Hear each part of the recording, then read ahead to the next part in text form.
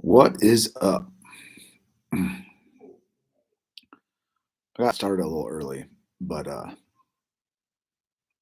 fuck it. I will sit here and be available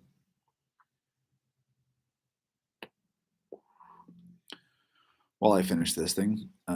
Tonight I am smoking a My Father. I think it's a La Bijou. Let me see. It's a La Bijou, 1922. Not a bad cigar. We'll see if anybody's around.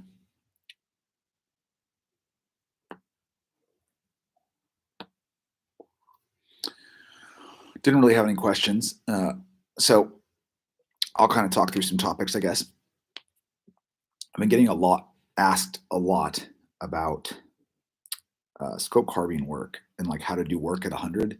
And so the last couple weeks, I've been doing a lot of work at 100, 1 to 300, because that's what I've got at the local range.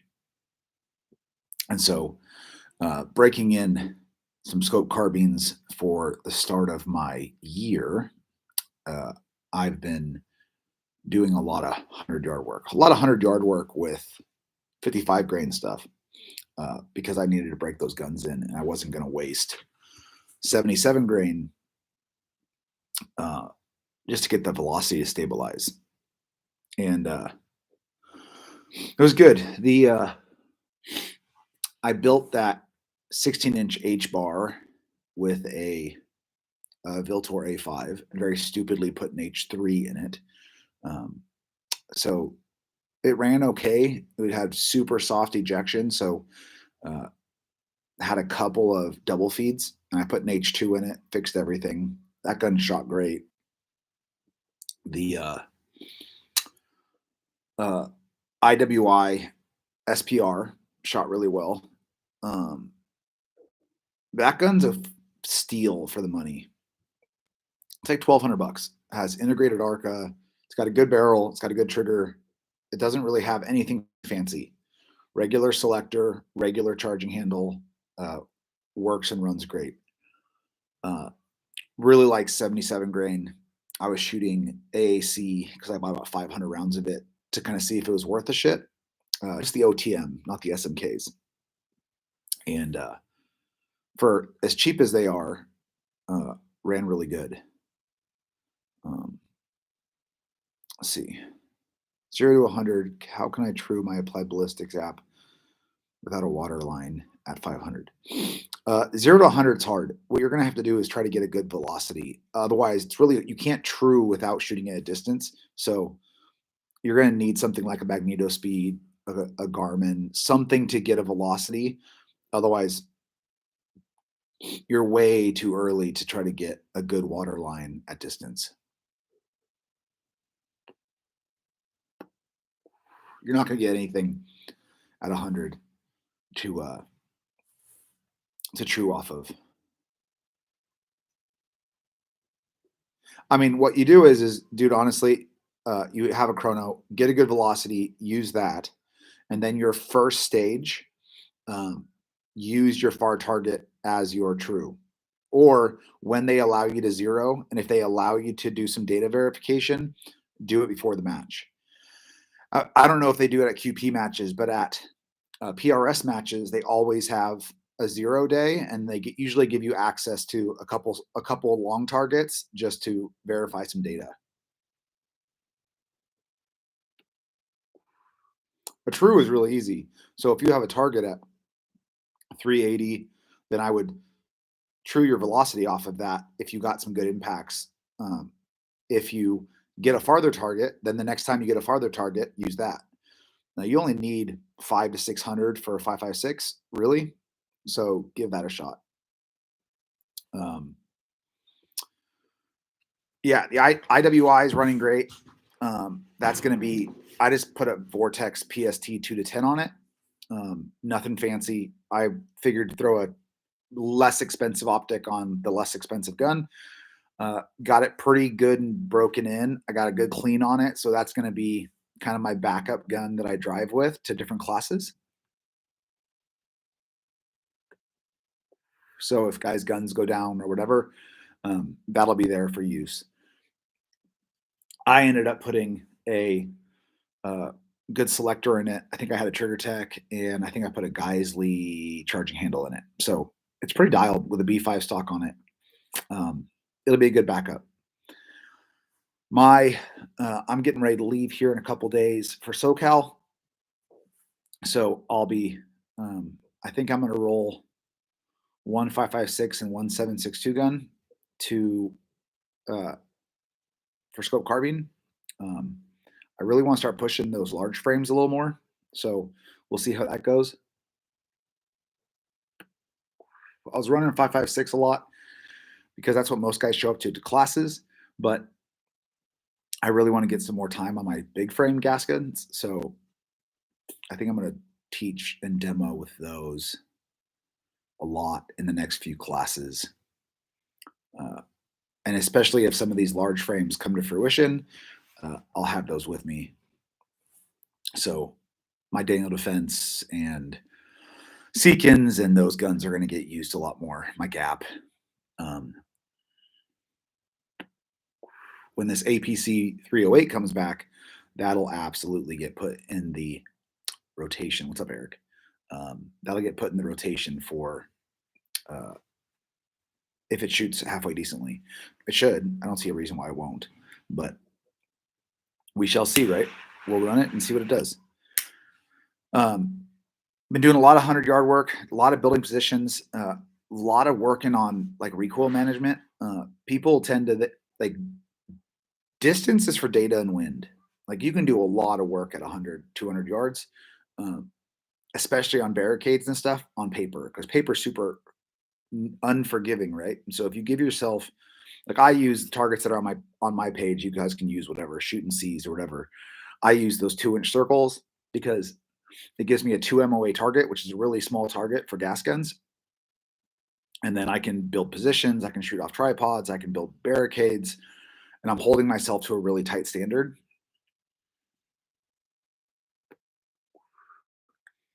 And then what I do is I start prone. Once I'm good, then I start getting off my belly. And so doing stuff like the ladder, doing stuff like building different positions from standing. So like bag in hand, rifle in hand. Then I like hit the timer, wait for the delay, build a position, get 1 round, build a position, get 2 rounds, see how sustainable and durable my position is. Because if I'm shooting 1 round's great, but if I shoot 1 round and the gun shifts 2 target frames over, then there's something I can use from that, right? So my body position isn't durable enough to make my uh, second follow-on picture uh, something I can use. And so change something, square up to the gun, change the position of where it is in your shoulder pocket, do something, and then see what that does to your reticle on the follow-up, and keep doing that, right? And what you're going to do is you're going to build what you're going to figure out those things that you need to get away that you need to really watch to have a durable position for multiple shots, etc. Instead of just one shot and then you're like, fuck it, because one shot's great if you hit. It's not great if you don't hit and you don't see how you missed or why you missed. So I do a lot of that at 100. What else I got going on? Breaking in the AIAT. That gun's so much fun. I threw the Otter Creek Hydrogen L on it, so big ass can on that 16-inch 308. Made it so soft to shoot. I shoot my AX a lot, but I haven't shot my AW a lot because uh, bringing an AW to class is great. That gun shoots fantastic, but I didn't like bringing stuff that people can't necessarily go and buy. Uh, Not because I'm trying to sell anything, but more just because people always look for what I'm running as a recommendation for what they should buy. And so I try to run stuff that's available as much as I can. Um,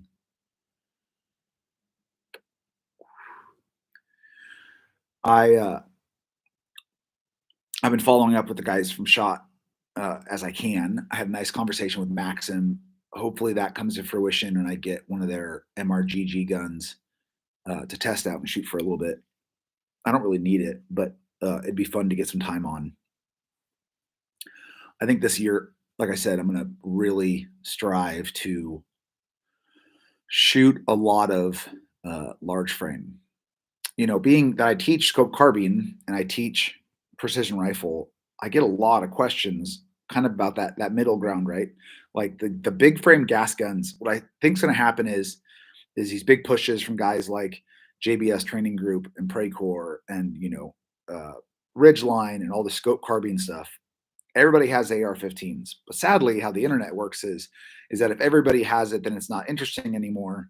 And so guys want to like, what's the next thing? And a lot of guys, I don't know why, are hesitant to jump into bolt guns, but if they're familiar with a gas gun, then they jump into they want to jump into the large frames, which are just harder to run really well. I don't know how many times I see large frames come to classes and guys have a really hard time grouping them. They have a really hard time running them because they're not small. They don't have light recoil. There's big reciprocating mass. They have increased lock time, and they're expecting them to shoot like bolt guns. They will. They'll group, but you have to be on your game way more than an AR-15 and way more than a bolt gun. So, um, so yeah, I'm definitely looking to push a lot more large frame this year.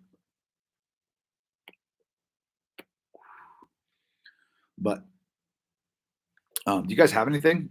Uh, I just figured I'd jump on. I was going to smoke a cigar anyways, but definitely don't want to. If I don't really have any subjects to cover, I'm going to be traveling for the next week. I'll do a Q&A after that. Chassis style gun and something like an AI. Is it all time interface? What magic is AI doing? So what's not magic, but what AI does? It's my wife coming home. What AI does is makes a really good factory gun. Their actions. I haven't shot any of the March stuff. Their actions have one of the best switch barrels on the market. It's one Allen key, uh, and it's 60 degrees. So it's actually my old AW is a 3 lug. Everybody calls them 3 lugs. The newer guns are all 6 lug. So basically, it's 2 sets of 3 that make it 60 degree. So you have super solid lockup. The receivers, you basically can't wear out the action itself. You can, because the receiver has the collet, the actual thing that locks the barrel in place is replaceable. And so I talked about this in the AI video with 1911 Syndicate. Like Jacob Bynum has a gun that's had like 25 barrels on it. And if you do the math, even if that's 6.5 Creedmoor, it's a shit ton of rounds. And I'm pretty sure most of it is 308. So he's got probably 100,000 to 150,000 rounds plus on that gun.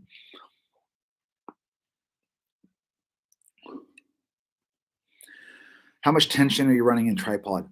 So it really depends what tripod. And so like really right stuff, you kind of got to feather that adjustment bar to figure out how much you need, because if you close it all the way, you have to move it more if you need to adjust positions. And so I feather that to find where the gun, I can still push through the tension, but it what's it called? Push through the tension, but it allows when if I stop, if I stop, then the gun will stay in place. And so it's feathering that bar so that the gun will stay in place, especially if you have it balanced well. The farther out you have the gun on the tripod, the more weight you're putting on it, the more tension it's going to need, and it's going to make your tripod kind of not going to make it tilt, but you're going to make it so that a lot of input, it wants to rock back, right? Just because of the weight. So really, I feather that handle. New SIG glass is decent. Spend some time on it. Oh, that's cool. Yeah, some of the new stabilizing binos are crazy. You can have any 3 cars. What are you picking? But you have to have a daily one. Ooh, that's a good one. Well, I drive a 17 Raptor right now. It's been okay. The 10-speed in it's a piece of shit, and it's needed a bunch of cam phasers, but otherwise, it's been okay. I'm probably going to trade that in for a nice diesel. That would definitely be. I have to have a truck, so my daily would probably be I'm kind of going between like the Ford and the GMCs. I'll probably end up trading this in by the middle of this modernized rebuild. The car itself's a piece of shit, honestly, with the 350 and how they built them. But with like an LS7, you know, uh, what's a company called? A good suspect coilovers, etc. Those cars are nasty. And then probably a good camping rig, something with four doors, like a Land Cruiser, a new Bronco, something that I could throw the kids in. Um, I'm pretty simple, man. I'm not a big. I mean, I like European cars. I can appreciate them. I would probably wouldn't own one. Any new standards coming? Yeah, um, I've got a couple new ones that I'm trying to work on and finalize. I've got a whole set of pistol carbine standards that I just need to finalize. I've just been off pistol and carbine lately with what I typically teach. Uh, I can throw them up if you guys want to give them a shot and give me some information. I'll throw them up in Patreon.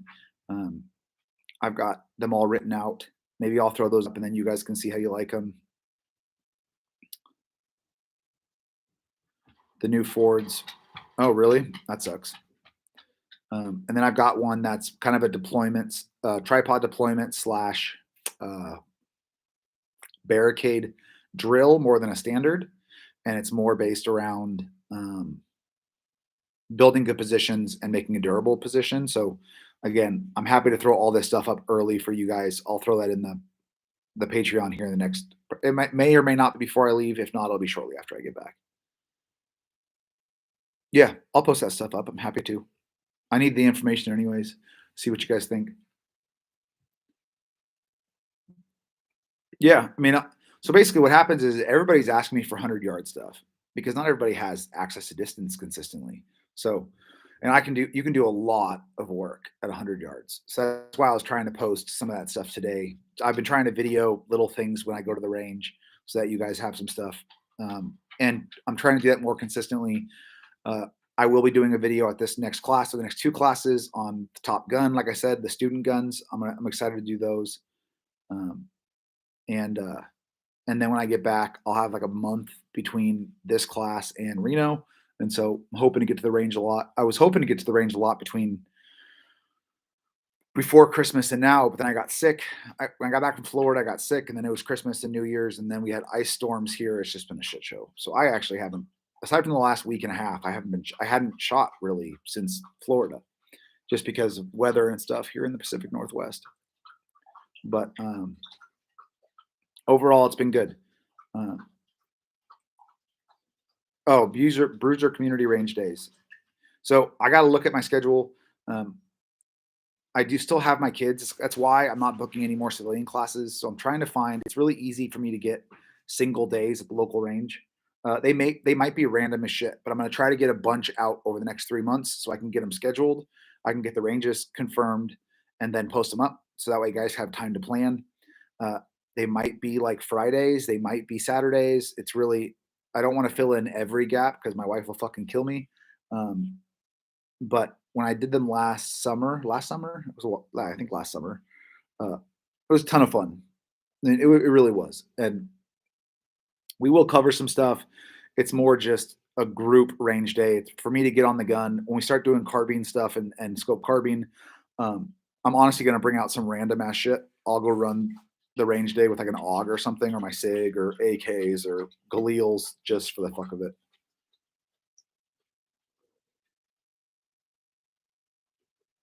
Nice. Yeah, it'd be good to see you guys. I will be posting that stuff up, and I'll do it just like everything else. So what I'll do is I'll put them up on the page. I'll make them private links for like a week. Um, I'll put them on the Patreon first, let you guys have free access to them, and then I'll make them go live. And then if we can fit more people, cool. I think I'm more comfortable making it more than 10 because it's more of a range day. It's not a class, and so it'll be.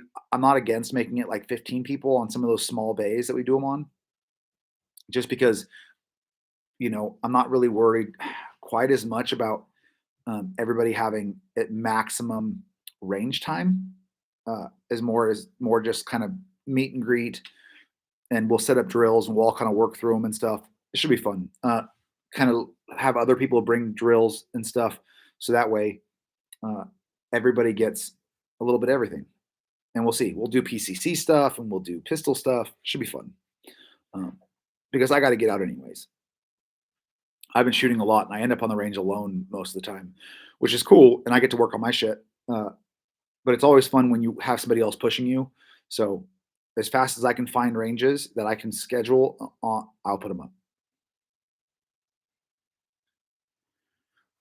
I'm trying, man. The schedule this year, my plan for next year is going to be to not book some of the ranges that I've done 2 or 3 years in a row, uh, and kind of let those areas chill a little bit because it frees up my availability to other parts of the country I haven't been yet. Because my 2024 schedule is probably about as full as it's going to get for at least the next 3 or 4 years. Um, I My hope is that I can do some moving around, book a range, see how it books, maybe give it another year, and then basically give it a pause. And so I'm kind of rotating through the country. Like Pennsylvania, we'll see. Minnesota, we'll see how that sells out or how that sells. And then Arizona was cool to get on the books this year. I'm looking at Vegas for January of 25. It's just not booked yet. Uh, but I'm talking to the Vegas PD guys out there, so that would be a cool class to book. And then I've got a list of probably 15 to 20 ranges that have reached out. I just don't have the time to book them in 24. So we'll see how that goes. Yeah. So if you guys haven't been to my level one class, maybe I just need to name it something else. We fit a lot, and so a lot of guys go like, "Well, why haven't you booked level two classes?" But it's the same guys asking that are the guys who haven't taken my level one class. And the level one class packs a lot into 2 days. And I got a lot of guys who come back multiple times or to multiple ranges for the same class because they might not have gotten all of the concepts 100% the first time, or they got like basically what most people one class the first time. But to get the more advanced stuff, uh, it takes some time, right? And so it's really hard to fit into a 2 day class. So you take it the next year, you're still going to get something out of it. You're just going to get the stuff that kind of went over your head a little bit the second time. And so, yeah. So, good to hear ranges. Yeah. I mean, we're definitely reaching out. I just don't have fucking time. I'm teaching a spotting. Yeah. So, anyways, a field fire. I'm trying to find the ranges. Because you need a range that you can move around. Reno, I can do that. A couple of the ranches I'm on, you can do that. Some of the ranges, you're kind of fixed in that position, right? So you can't really do kind of a hike and shoot type class. I think I would max those classes out at about 10, I think. And then you have to bring all your ammo and gear with you because we're gonna hike from position to position and then shoot them in different ways. So we'll be in shooting pairs, whatever, and then 5 pairs would then work through the stage in a couple different ways, and then we would or that scenario, and then we would hike to another position. That stuff's super fun. Uh, Gives guys, and then unlike a match where it might be blind or you can't watch somebody else run it, then you get to pick things up by how other people ran it, and then we would just rotate over who goes first for each like course of fire. And I think that'd be a ton of fun, uh, and get guys off of that like singular line type of shooting. So that's my plan for kind of, I don't know if I'll call it level two or if I'll call it practical rifleman, or I don't know. I'll think of something. But it'd be fun to do both ways too. It'd be fun to do with a carbine and a gas gun. So if maybe do it like a 3 day class on like some big ranches. I've got a couple of them in mind that if a guy's brought both, then you'd rotate what gun you're running per day. So if you were running gas gun on day 1 or 2, then you're running bolt gun on day 2 or 3. Uh, and then your partner's kind of the other side of it, and you have to engage bigger targets with the gas gun and smaller targets with the bolt. I think that'd be super fun too. Just getting something a little different uh, than your typical class, but we'll see.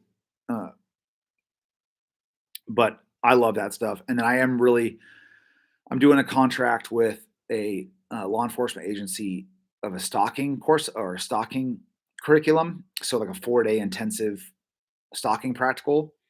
And so if that goes well, I'll have uh, test ran a curriculum and then uh, maybe find a couple places in the country that I can go and scout and find stock fields for. And so if guys want to get their ghillie on, um, run that and run that live fire. And so guys, I mean, it won't be a super high round count course or a class, but it would be a actual stalking, firing from your FFPs.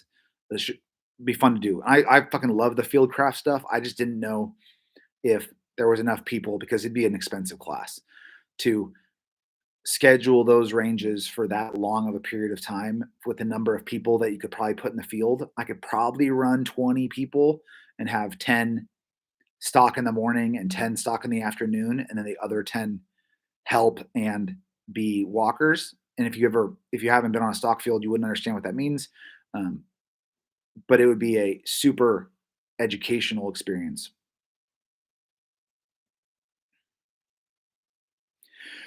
It would definitely be yeah, it'd be an intensive class, and you'd be dirty as shit. So try to find some ranches where we can all stay close and maximize learning. Let's see what else. Uh, for my unit in April, any mate. So teaching a spotting observation course. Break you have to break that stuff down into it's kind of like how I mean I try to explain anyways. You guys are the test for this. Complex concepts into things that are easily remembered. And so it's kind of like like shooter spotter terminology. Instead of this huge checklist, it's like where am I looking, how far am I looking, and what am I looking for? It's like setting up observation or uh, methods. So like whether it's box, whether it's left to right, right to left, forward to back, setting up simple methods that they can uh, use and remember is going to be key. And then making field sketches and stuff that are easy to understand and not just for you, but for if you handed it to somebody else. And so, no, not everybody can draw, but if you give them the concepts to make things, even if it's stick drawings that other people can pick up, it doesn't take Picasso to draw a field sketch that somebody else can pick up and use. So those things are really important. Let's see. The arena. I haven't been out to the arena. I know Mike and Fred from Praycore and Counting Coup go out there a lot. I've heard that place is fantastic. Um, I haven't hit them up yet, but my wife really wants to go to Savannah, and so if we can get out to Georgia, that would be definitely on our list. Yeah, I honestly haven't shot a match there either, but I've got some guys have reached out honestly that have never ran classes at their ranch, but just through Instagram, I've had probably 3 or 4 guys who either own or their dad owns, like, big ranch, like, thousands of acres that have reached out that if I wanted to do something, we could kinda set it up. So we'll see. But, let's see, what else? Um, trying to give you guys as much as I can on Patreon. I know it's been the holidays, so haven't been as active as I have been, so trying to get some stuff out for you guys, especially going into these next 2 classes. I will be traveling, so the DMs and stuff. If you guys DM me a question on Patreon, by all means, feel free to DM me on Instagram just to follow up so I can know to go look over there. I don't get like to look in the private ones. So yeah, Eric, you've been everywhere. Got a ton of steel out 2200. Mirage is a bitch. Yeah. I mean, I like steel out to 2200. That's why I tell people that, dude, that Reno class is uh, one of my most underrated classes. People ask me what I mean by that. It's been really hard to book, which is funny because that facility is badass. I could do a field fire class in Reno. Uh, Big airport, lots of lodging, good restaurants. The range is like 40 minutes outside town. It's super easy to get to. It's got a good classroom. Uh, that's a badass range to teach at. And like but it's just been, and I would think drawing from Northern California would be, because it's, you don't have to, I can run suppressors. We don't have to, like, it doesn't have, you don't deal with all this stupid California shit. I've actually got a bunch of ranches in California that I could probably run it on. California just sucks. It just sucks because I can't, we can't run cans, and people always stress about carbines and stuff, which is crazy because California's got a crazy gun culture for being such a communist state. But um, but yeah, otherwise, uh, I'm excited. 24 is going to be good. Got a lot on the plate. Excited to get moving and get back on the range. But but yeah, I am hoping this year, just so you guys are tracking, I'm talking to Knights, LMT, Maxim, KRG. I think I already posted this, but I'll say it again anyways. Trying to get some of their large frames. Uh, I'm trying to line up about 1,000 to 1,500 rounds per gun minimum, uh, and then I'm just going to work my way through them because so many people ask me about. I've got a lot of large frame gas guns, and I've shot a lot of them, but like some of my experience, like the Knights armament is old, and so literally the browser's open to Knights' page because I was trying to figure out. I think I'm gonna do an 18-inch 6.5 SR25 and a 16-inch SR15 with cans. I'm talking to KRG about their gun in 6.5 or 6 Creedmoor. Uh, LMT, I'm talking to them about their MRGG and maybe their 13-inch, which I would probably 1 to 8, maybe 4 to 16, uh, and go from there. We'll see. Lots on the plate. I mean, it's not like I don't have stuff to shoot. I haven't shot any of the March stuff. So I think, I don't know if it was you asked earlier, but uh, Steve Fisher has some of the March stuff. I honestly haven't, and I don't see a lot of them in classes. I I tend to stick to the big stuff. I just got a ZCO that's on my ATX. Once I get that fucking gun set up, I'm talking to ZCO. I'm trying to get a 4 to 20 for my 6 arc, and the 2 to 10 they've got coming sometime the next year or so is badass. So if I get one of those, that'll get ran like crazy. It'll probably go on my primary teaching gun for scope carbine, whatever that gun may be. Most likely my Cobalt or uh, one of the 16-inch guns, maybe that 17-inch gun. I'm not sure, but bolt guns. Yeah, that AT is hammering. That's going to be my primary law enforcement bolt gun. Um, I have 6 more blanks pending at Bartlett for rebarreling some guns and making some more AI barrels. Couple 308 barrels so I can barrel up some large frames with Bartlett's. But yeah, um, if you guys got anything else, by all means, hit me up in the questions because um, I didn't really have any specifics to talk about. Just kind of just talking through 100-yard work and seeing what you guys had going on and giving you guys my time. Let's see. Oh, this is the one I'm finishing is a my father, a La Bijou. It's basically done. Night vision classes. Yeah, I'm trying to get some clip-ons. I honestly don't have any. I've gotten some for contracts on loan from like L3 and stuff. I need to buy some. Uh, I'm really trying to slow my rabid gun purchasing because it's at this point it's redundancy on redundancy, and expand some capacity with some night vision stuff. If you're talking about close-up night vision, I can. I mean, that's what I taught at Land Warfare. Uh, I haven't done it in a while, so I'm going to go take a bunch of classes this year and kind of refresh on a bunch of stuff. Um, I'd have to build that curriculum, so we'll see what it looks like. But it's always weird, right? So taking what I taught in the military um, and turning it into a 2-day class is hard because most of those subjects are weeks of training. And so what do I cut out, or how do I give a return on investment that whether we taught in a month into 2 days and make it so people aren't bored? It's not overly simple. It's not, but you get the concepts across that you feel are important. Um, it's definitely an art to be sure.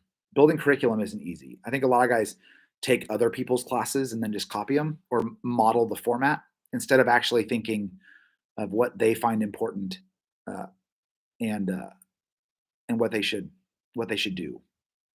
So I don't really watch anybody else's curriculum. I kind of use it for the information or different ways to explain stuff. But I haven't taken a class yet that I went, yeah, I'm going to run it exactly like this. I usually have different views on quite a few things. Can teach now. I don't teach a lot of tactics. Um, and it's like, and I think it's the way you phrase things. Precision rifle or scope carbine is just math. So, you know, I mean, I talk about some stuff, but uh, I'm really watching some foreign stuff, especially after those that Asian guy posted all about how he was training with Dom Rosso and Mike Glover and some of these dudes.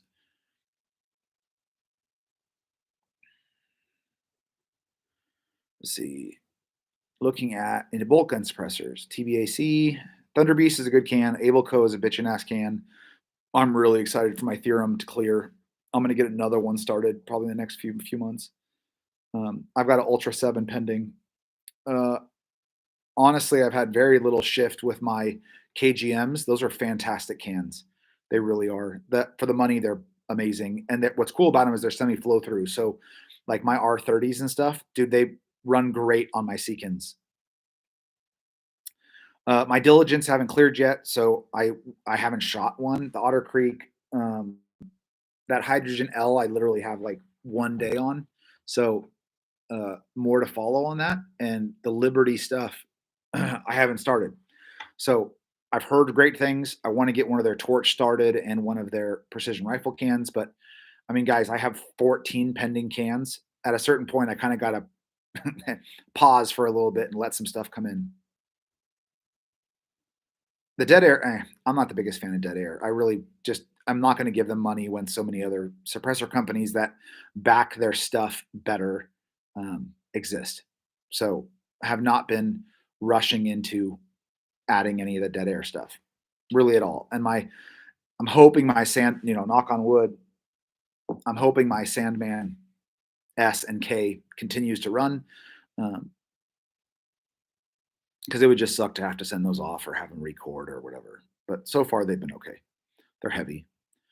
Uh, right now I've got two Ableco, two Huxworks, three Diligent Defense, two Ableco, a KGM. Some of those Cobalts are coming. A couple of those Cobalt, I forget what they're called, Rambler, Scramblers. Got a couple of those coming for gas guns. I'm pretty heavy on bolt gun cans. Honestly, I'm excited for some of my gas gun cans to clear because I've got two RC30s, an RC30 XL, and that Otter Creek, and I've got another. Those Diligent Defense could be. They're a stainless can, so they're kind of heavy, but those could be ran on a bolt gun. I think I'm going to end up putting um, some adapters on those and putting them on some of my gas guns that are already kind of tuned for the dead air stuff because I think they'll run fine and I can run the shit out of them.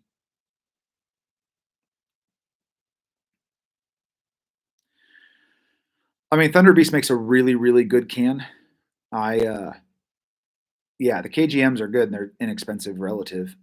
I mean, it's hard to beat. Thunder Beast has been around and they're kind of the gold standard for precision rifle cans. But dude, there's a lot of really nice cans coming to market. There's a lot of companies putting out some nice stuff. So I would definitely look at sitting where I'm at right now. The Otter Creek are great quality cans.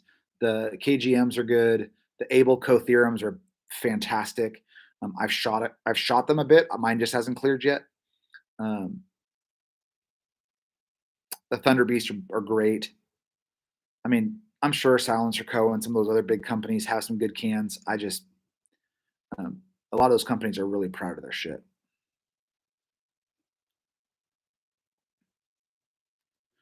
But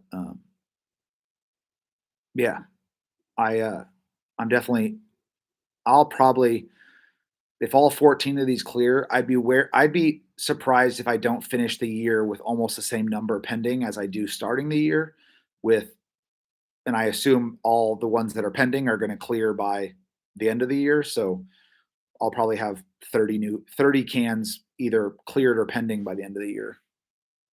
So, we'll see. What else you guys got? I'm just crossing my arms 'cause it's cold. Um,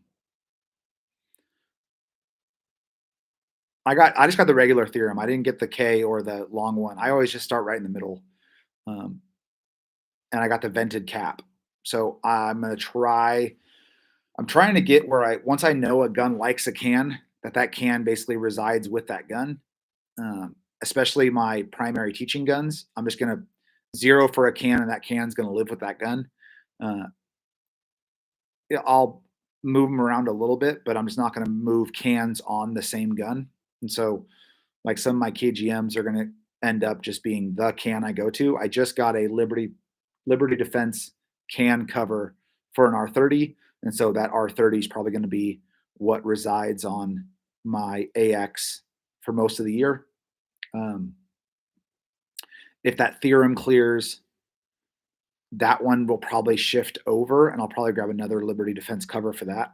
I want to get more of those covers, but God, they're expensive. Um, but I'll tell you right now, after seeing it, dude, they really make a nice cover. They're fucking expensive, but they really went the extra mile. Everything is sewn, everything is clean. It's a really nice suppressor cover. So uh, I can see why they're proud of their stuff. And then I got a biscuit too from Ableco, and so I'm excited to see how that thing does. The That thing is super compact. It's a chunky boy. It's thick. It's got a good diameter to it, um, but it's short, and so I'm really hoping they kind of say that's their do it all can. I want to run the ever living shit out of that thing on some of my 5.56 guns because if that runs really well, then it's probably going to live on. Um, one of my 13.9s or my 14.5, and I'm just gonna change. I'll have the chemo that's on it taken off, and I'll put somebody's like a Reardon adapter or something on it, and I'll just run that thing as a primary can for one of my gassers. Probably what, but the Cobalt cans will end up on the Cobalt, so probably one of the other ones. But what else you guys got? Anything? Got a my 6R's coming back. Aaron couldn't get a JP bolt. I found one, so I got a JP bolt coming for that. So that's going to be sick. It's got a Bartland and it's going to have a JP bolt. We'll see how that thing shoots. So I'll just have a spare backup bolt. I'm not really worried about JP bolts as much. They got a lifetime warranty and their bolts are really nice. So hoping that I don't really have any bolt issues, but it'll be nice to have a backup. Um, I'm going to try to start doing more like 5-minute overview videos of some of those foreign service rifles. So do some B-roll, shoot it a little bit, and then kind of talk through how I have it set up, um, how it's running for me. Like I already did the breaking in videos for like my SIG and which were really just I took some of the videos I put on Instagram and kind of spliced them together. I'm gonna do some more kind of videos on that. I'm gonna be finishing up my Crink and my little dirty rebuild from Meridian here in the next couple weeks. And so those will be back. So I'll be doing a bunch more AK stuff. The fireside political chats. I can do more of those on here, but those are typically saved for after class, uh, at the end of classes while we're smoking cigars. So, but I mean, doing this stuff's easy. And honestly, I figured out that if you do it I've been doing them on my tablet, which doesn't give me the chat. So it's a pain in the ass, but doing it on the computer is way easier. So this has been easy because I can actually see your guys' comments, which is nice. Uh, but, anyways, guys, uh, short and sweet tonight. That's about 45 minutes. I appreciate you guys as always.